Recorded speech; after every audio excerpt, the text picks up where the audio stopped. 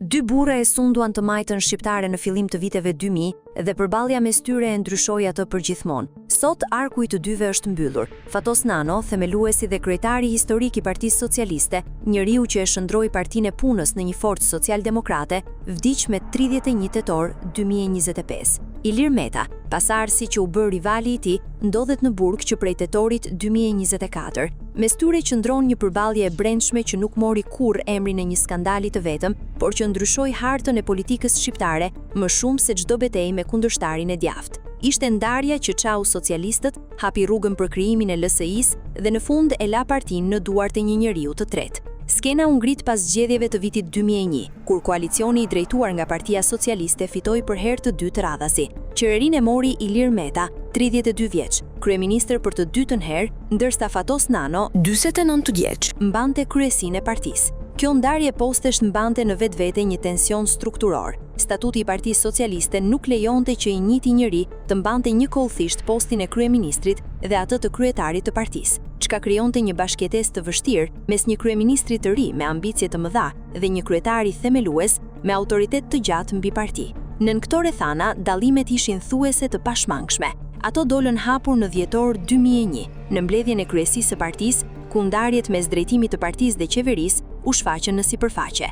Debatet e asaj mbledhjeje, të regjistruara dhe të dala më pas publike, treguan sa e thellë ishte plasaritja brenda së majtës dhe se çështja kishte kaluar nga politika te raportet e pushtetit. Nën këtë presion, më 29 janar 2002, Ilir Meta dha dorëheqjen si kryeministër, duke e cilësuar hapur si pasojë të mosmarrveshjeve brenda partisë.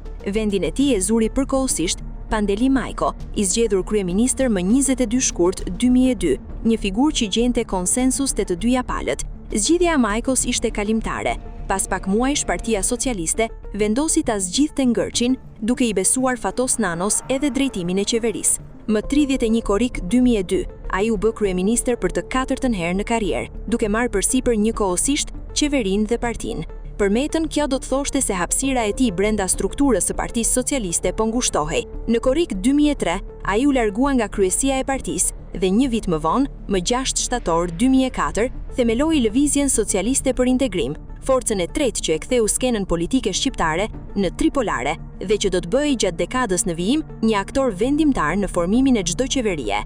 Gjatë kësaj periudhe, të dyja kampet shkëmbyen akuzat e ashpra në një klim ku dosjet dhe deklaratat publike u kthyen në armë të përditshme brenda së njëjtës partie. Ajo që kishte nisur si dallim mes një kryeministri dhe një kryetari, shndrua në një ndarje personale që nuk u mbyll kurrë plotësisht, por asnjëri nga të dy nuk doli fitues nga kjo përballje. Në zgjedhjet e vitit 2005, Partia Socialiste humbi pushtetin përballë Sali Berishës dhe më 10 tetor 2005, Fatos Nano ja dorëzoi drejtimin e partisë që kishte themeluar Edi Ramës, njeriu që qëndronte në krah, ndërsa dy protagonistët konsumonin energjitë e tyre në një garë të brendshme. Ky është ndoshta mesimi më i qetë dhe njëkohësisht më i thellë i gjithë historisë. Përballja mes Metës dhe Nanos nisi si një garë për të vendosur se kush do të drejtonte të majtën shqiptare dhe përfundoi pa e vendosur këtë te asnjëri prej tyre. Nano u tërhoq gradualisht nga jeta publike dhe u nda nga jeta në tetor 2025, i kujtuar si themeluesi i së majtës moderne shqiptare dhe si një nga figurat qendrore të tranzicionit. Meta u ngjit më pas deri në postet më të larta, kryetar kuvendi dhe presidenti i Republikës, para se të rrëzohej dhe të përfundonte në qeli. Partia që i kishte përkitur dikur garës së tyre, drejtohet prej gati 10 dekadash nga nama. Në fund, dueli Meta-Nano tregon një të vërtet të thjesht për tranzicionin shqiptar. Betejat më vendimtare shpesh nuk u zhvilluan mes partive, por brenda tyre, dhe rezultatet e tyre përcaktuan pushtetin për vite me radhë. Dy nga emrat më të mëdhenj të së majtës shqiptare u përballën për ta udhëhequr atë, dhe historia beshti që drejtimi i saj t'i mbetej një njeriu të tretë.